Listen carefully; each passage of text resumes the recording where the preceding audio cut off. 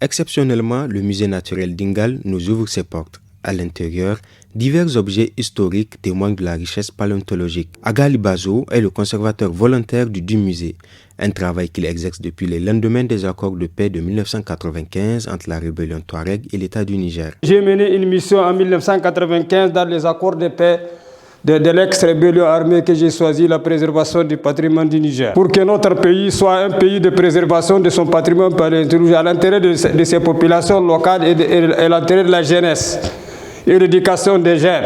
Le conservateur volontaire du musée paléontologique tient fortement à l'éducation des jeunes. Une fois, j'ai mené une mission au CEG d'Ingal pour rencontrer le directeur du CEG pour amener les enfants pour connaître le patrimoine de leur pays. Ils étaient venus ici, depuis lors, ils n'étaient pas revenus. On va partir, on va laisser nos enfants, ils ne vont pas connaître les richesses de leur pays. Il faut que les universités viennent. L'université de Niamey, Abdou Moumouni, doit aussi amener, comme ils ont fait en 2003. Parmi le patrimoine paléontologique exposé au musée naturel d'Ingal se trouve un crâne d'Afrovenator remis au musée par l'Université de Chicago. Ce crâne a été pris ici, par l'Université de Chicago, à 25 km d'ici. La région s'appelle Innabaka 6. Innabaka. Donc j'ai fait tous les moyens pour que ça retourne.